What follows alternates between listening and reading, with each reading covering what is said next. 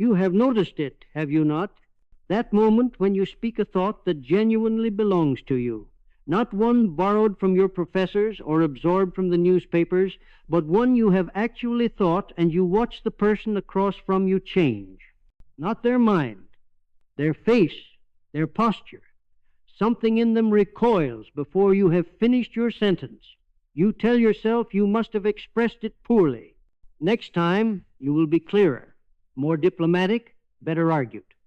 So you try again, with different words, gentler tone, more careful reasoning. The response is the same. Worse, actually now they are not just uncomfortable, but concerned about you. Are you quite well, they ask? Have you been under much strain lately? This is the moment most abandon their thought. The social pressure is too great, the isolation too painful. Better to pretend you were joking, to retreat into acceptable opinions, to stop that kind of thinking before you lose what little place you have in the world. I know this moment intimately. I have lived it more times than I care to count. But here is what you must understand. Their response is not evidence that you are wrong. It is evidence that you are free. And freedom, genuine freedom of thought, is the most terrifying thing the herd ever encounters. They must make you doubt yourself, because your certainty reveals their servitude. What you hold in your hands is the map of that revelation. Observe when you present genuinely free thought to another human. Before they formulate response, their body betrays truth. Pupils dilate. Breath shallows. Shoulders draw back. This is not disagreement. This is ancient mammalian fear response. At a faculty gathering in Basel, I questioned the Christian moral interpretation of Greek tragedy. Professor Miller's face flushed crimson before he spoke. His hands trembled, reaching for wine. His voice pitched unnaturally high. The intellectual objections came later learned, reasoned, but his body revealed truth first. I threatened something far deeper than his scholarship. Society's opposition to free thinking operates beneath reason. The backward lean when you speak dangerous truth. The throat-clearing, face-touching, breaking eye contact. These are involuntary responses to perceived threat, not conscious choices. The herd animal recognizes danger without articulating why. Your independence triggers ancient alarms in their nervous system. Every objection they raise is rationalization, the conscious mind explaining what the body already knows. You are dangerous.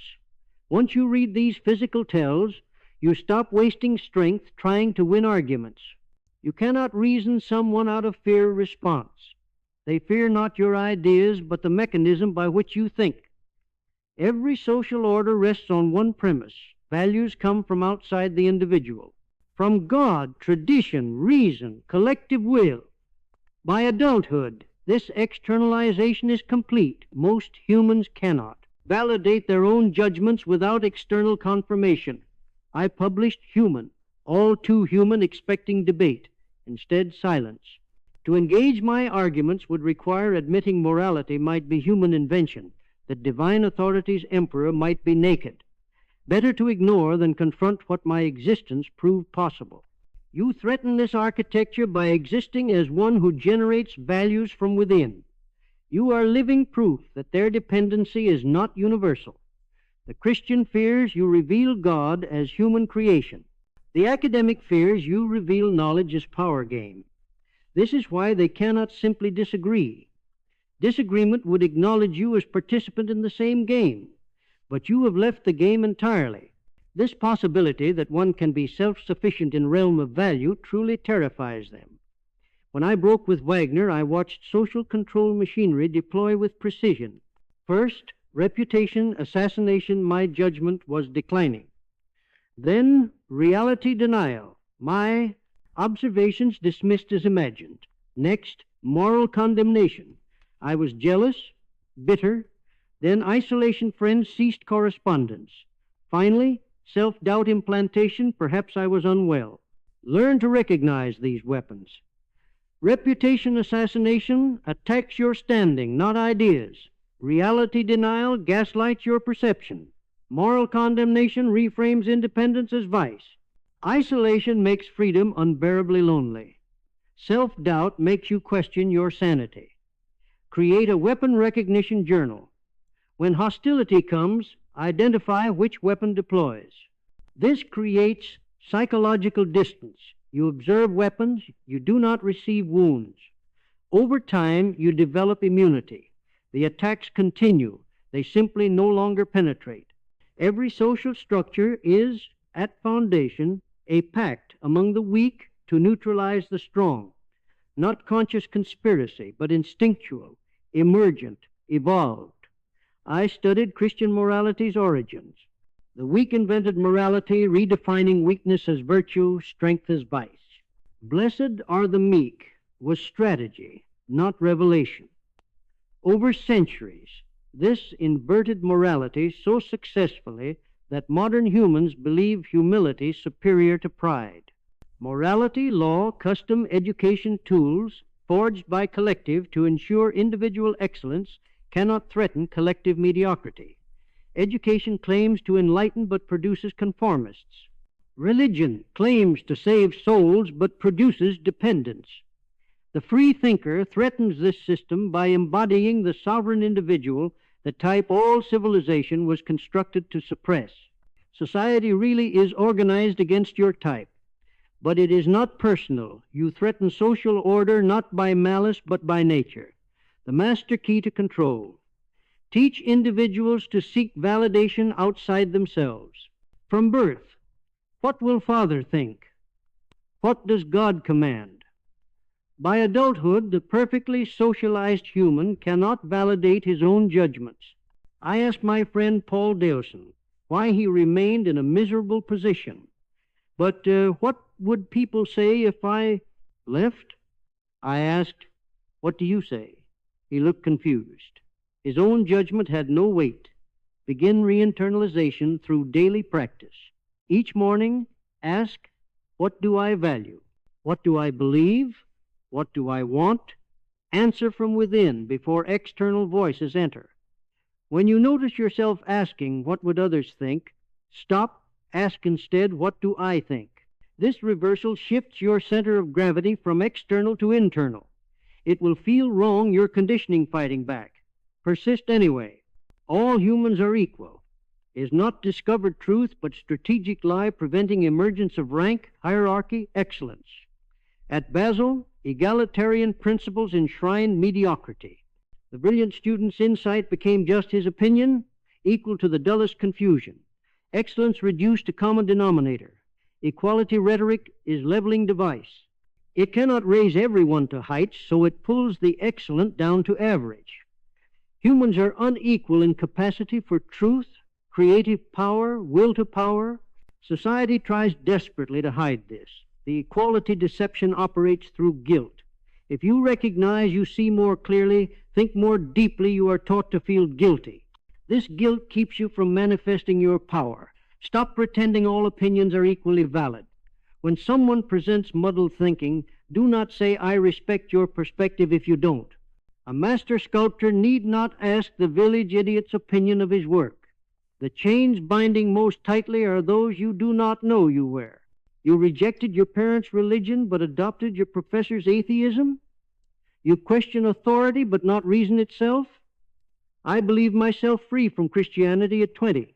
At 35, I discovered Christian morality still governed my judgments, merely secularized.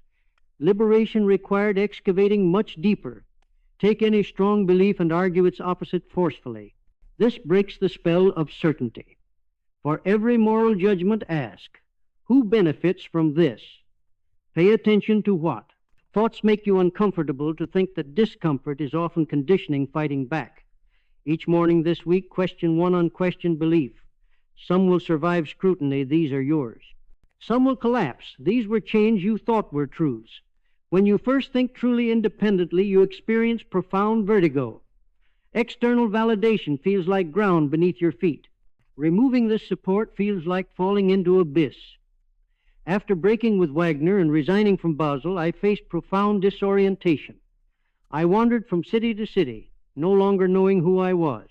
The temptation to grab for new certainties was immense, but I learned to sit with vertigo until I discovered solid ground within myself. Freedom feels wrong at first.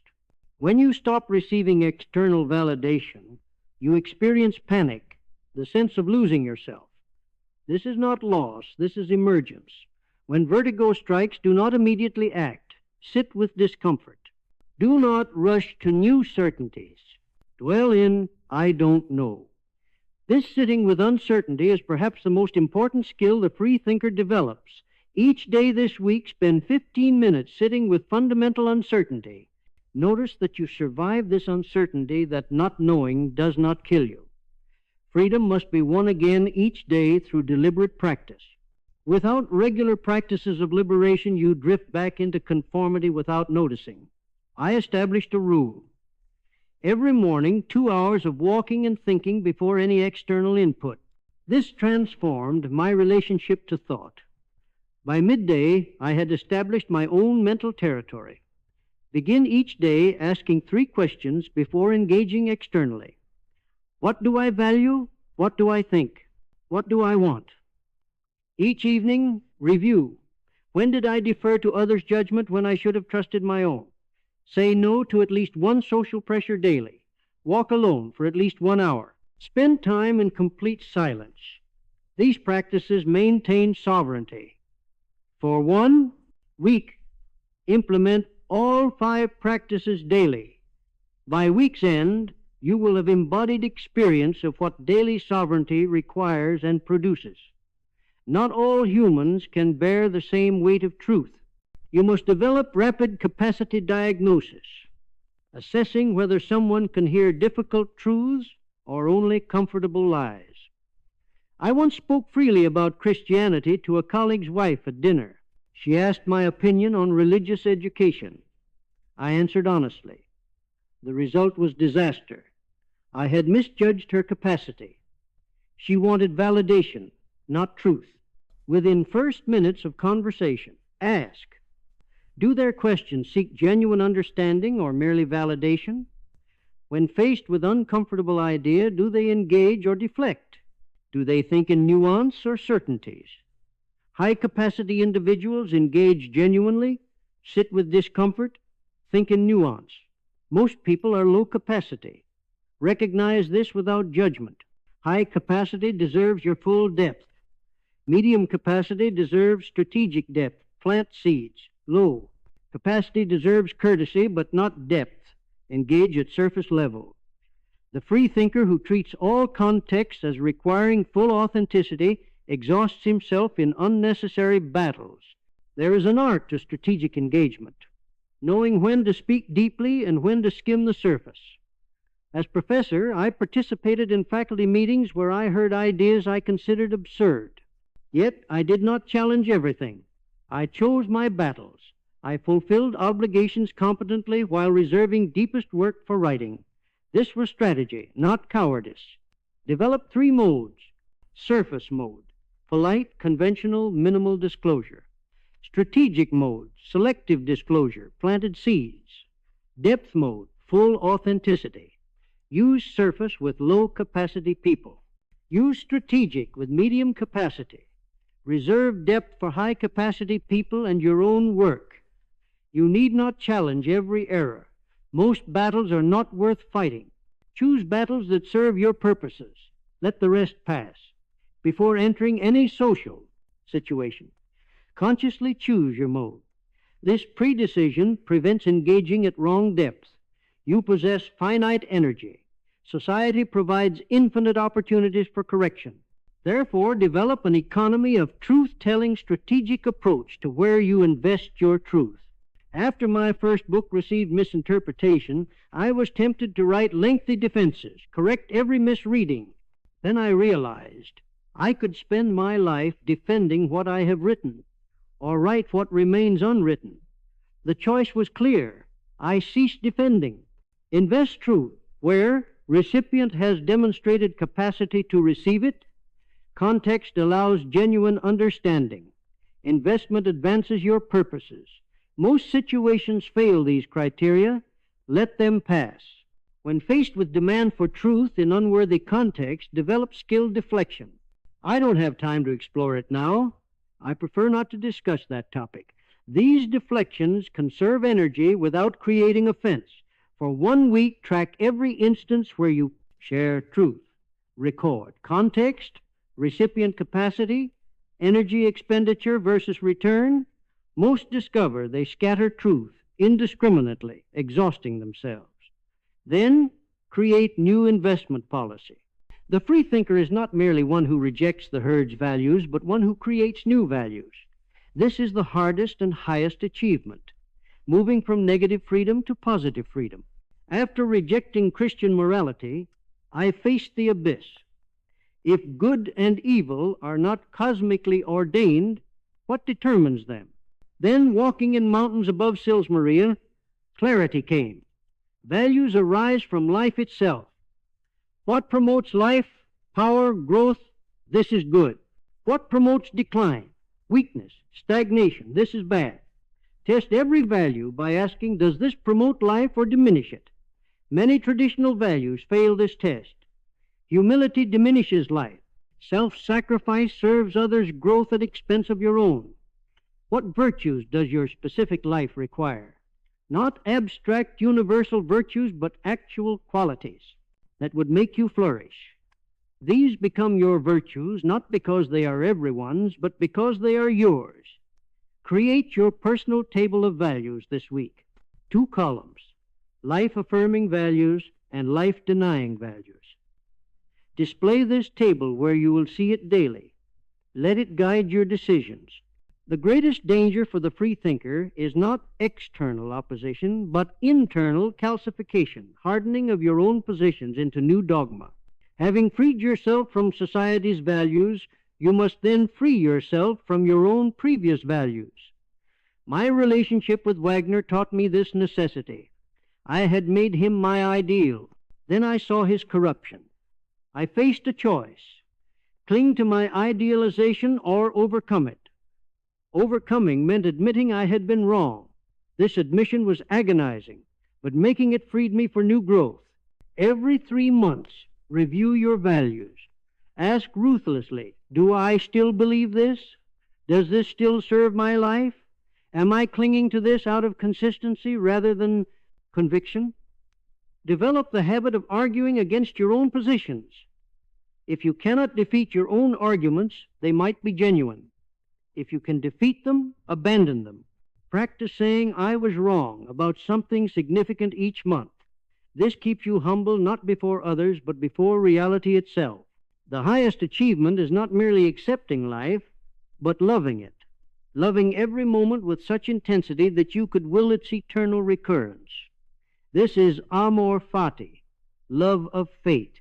In Sils Maria, by the pyramidal rock, the thought struck me. What if you had to live this exact life eternally? Every pain, every illness repeated infinitely? In that instant, I saw my task. I must live so that I could answer yes to eternal recurrence. Before every significant choice, ask, if I had to live this choice eternally, would I choose it? This criterion eliminates comfortable compromises, lukewarm commitments, cowardly avoidances. Each evening, review your day and say yes to all of its triumphs and disasters. Not resigned acceptance, but active affirmation. I would will this day's eternal return. At first, impossible, you will find parts you would not will to repeat. These parts reveal where transformation is needed. Begin each morning asking, if I had to live today infinitely, how would I structure it? Each evening, review. Could I will this day's eternal return? Notice what produces no. These are areas requiring transformation. You have learned why you frighten society, how to maintain your sovereignty, and how to create values worth living eternally. The work now belongs to you. Go forth and become who you are.